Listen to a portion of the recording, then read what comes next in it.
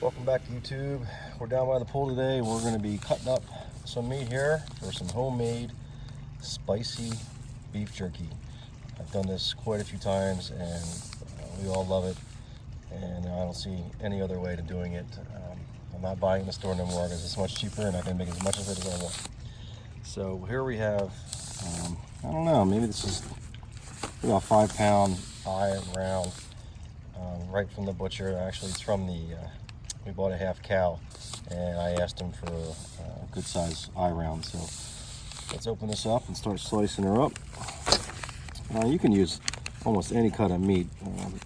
Flank steak is really the best, I think, but it's quite expensive. So we're gonna go with this large piece, less expensive, but typically this is what most people use. And we're gonna trim off. This is usually a lean piece of meat, and we're going to get rid of some of this fat here. We don't want fat. We don't want all this fat in our meat. It tends to spoil a lot faster, though we do eat it pretty quick, so not really worried about that. But we don't want to be eating that fat either. So let's slice that stuff up, clean it up, and we'll get it sliced up.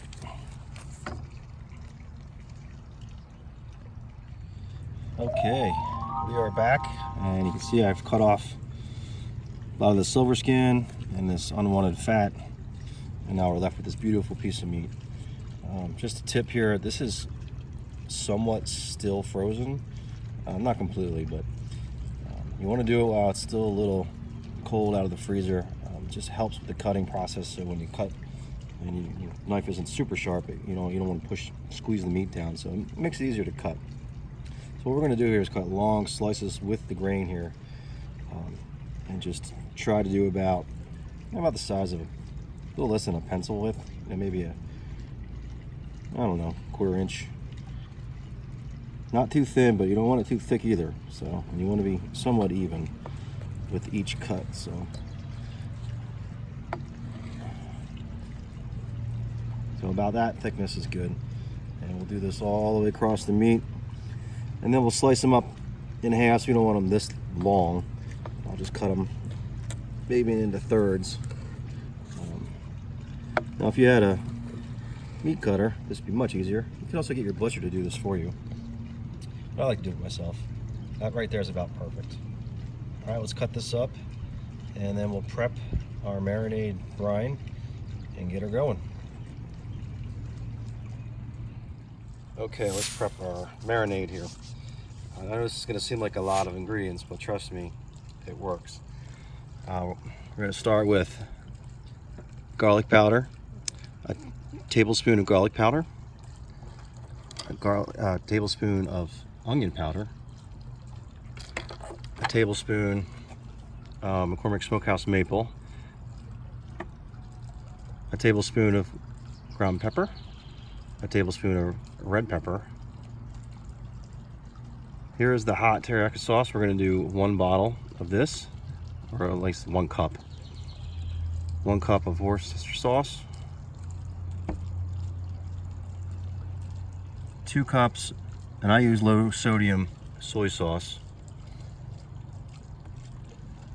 3/4 cup brown sugar. And if you want to skip this next ingredient, I'm going to put a little bit of honey in it. Now, if you didn't want to do that, you can just do a full cup of sugar. Depends on how how sweet you want it. We like a little bit of sweet, but more hot. So that's where this teriyaki sauce is really going to come into play. This is what's going to kick it up, give it some real good heat, and along with the peppers we're adding. All right, let's mix this all together, and we'll get it in our brine bucket. All right, we're going to whisk this up real good. Make sure all the ingredients are off the bottom. Some of the sugars and powders will try to grind into the bottom of the bowl here. So we're going to free that up, make sure it mixes in real well. And then we're going to pour this in my brine bucket. Now, you don't have to use a brine bucket. You can do it right in here if you want to. But I have one. I might as well use it. And I'll make sure that all the meat is submerged when the top plate is pushing down. So I'll show you that in a second, and transfer this over. And we'll be back in just a second. Okay, welcome back. I've transferred everything into the bottom of the brine bucket here. And I've also added about 2 cups of water just to give it a little more volume. It won't hurt the brine method. I just have a lot of meat in this batch, and I want to make sure that there's plenty of liquid that this can sit in.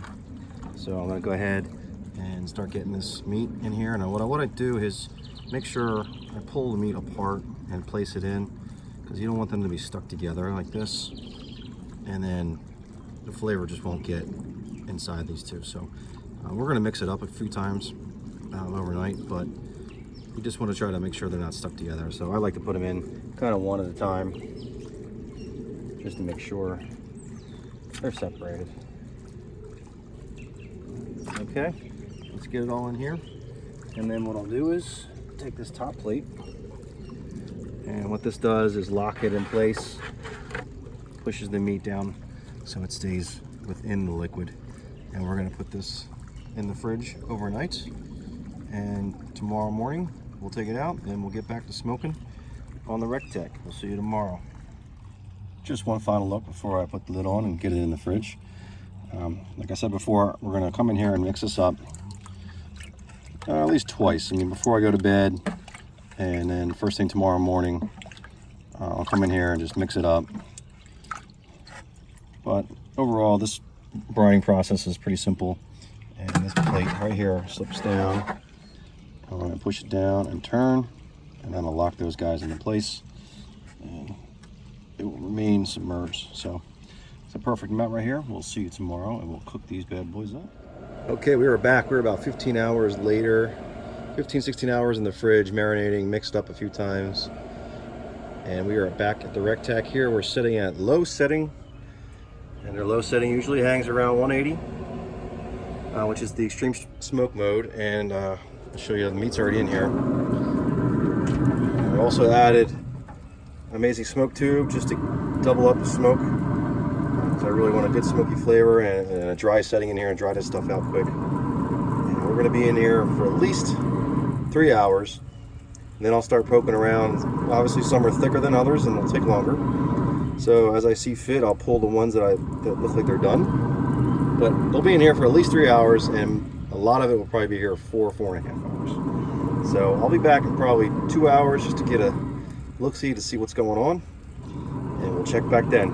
See you in 2 hours. Okay, we were 2 hours in, and I'm gonna flip these over just to get some even cooking, and any moisture that might be sitting on top, falls out from underneath. I mean, technically these could be eaten now, but they're going to be a little chewy because there's still a lot of moisture in them, so they're going to need at least another hour to go. And I'm getting some nice color, like this piece right here. See the difference if I don't flip it over? So I want to flip it over and make sure both sides get evenly cooked. But these could be eaten right now, and I probably will try it in a second, but we'll be back in an hour with the finished product.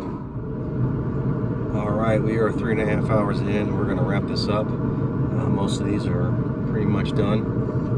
Here's a great piece right here, great bark on it, and let's just see how it goes apart. It's still got a little bit of bite to it, so it's definitely jerky. Not too chewy, so this is a perfect piece right here. I had a piece earlier. It is very flavorful. Got a little bit of tangy flavor, but then it's very spicy at the same time. Just perfect.